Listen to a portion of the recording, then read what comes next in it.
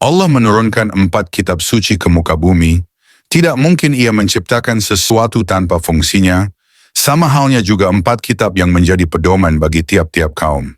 Kitab yang pertama kali diturunkan yaitu kitab Taurat, yang diturunkan untuk Nabi Musa alaihissalam, lalu disusul kitab Zabur untuk Nabi Daud alaihissalam, kemudian kitab Injil kepada Nabi Isa alaihissalam, kemudian ditutup dan disempurnakan dengan Al-Quran, diturunkan kepada Nabi besar kita Nabi Muhammad SAW. Lalu untuk apa kitab-kitab tersebut diturunkan? Kalau pada akhirnya disempurnakan oleh Al-Quran, kenapa tidak dari awal saja diturunkan pada Nabi Musa? Lalu mengapa hanya 4 nabi yang menerima kitab?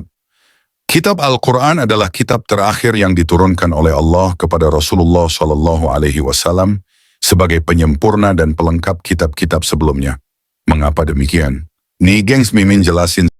Setiap kitab yang diturunkan oleh Allah Subhanahu wa Ta'ala itu turun sesuai zamannya. Pada zaman Nabi Musa turun kitab Taurat yang menceritakan kisah perjalanan dan kaumnya Bani Israel dan ajaran akidah, serta perintah mengesahkan Allah. Begitu juga dengan kitab Zabur yang menceritakan perjalanan Nabi Daud dan kaumnya, serta pujian kepada Allah Subhanahu wa Ta'ala.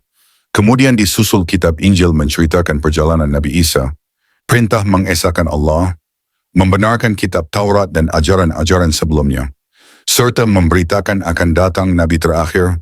Kemudian muncullah Nabi Muhammad SAW yang diberitakan kitab Injil, serta diturunkannya Al-Quran sebagai pelengkap kisah-kisah, ajaran-ajaran, perintah-perintah, pedoman-pedoman kitab sebelumnya.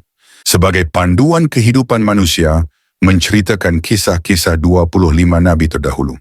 Nah, kalau kitab Al-Quran dulu yang sampai kepada Nabi Daud alaihissalam, maka umat di situ kebingungan, gengs. Sedangkan Al-Quran berisi kisah 25 Nabi yang belum datang pada zaman Nabi Musa alaihissalam, seperti Nabi Muhammad. Lalu mengapa ada 4 Nabi yang menerima kitab gini, gengs? Terdapat perbedaan tugas dan tingkatan para Rasul. Ada Rasul yang mengikuti syariat Rasul sebelumnya. Contoh, banyak Rasul Bani Israel mengikuti Taurat dan tidak membawa kitab baru. Mereka hanya meluruskan penyimpangan, mengajak kembali kepada Tauhid, dan menguatkan hukum yang sudah ada. Ini menunjukkan bahwa fungsi utama seorang Rasul bukanlah membawa kitab, tetapi menyampaikan wahyu, membimbing umat, dan memperbaiki akhlak. Sedangkan Rasul yang menerima kitab adalah mereka yang membawa syariat baru atau melakukan pembaruan besar pada ajaran sebelumnya. Oke, segitu dulu, gengs. Mudah-mudahan kalian ngerti ya. Kalau ada salah kata Mimin, mohon maaf kalau ada yang kurang.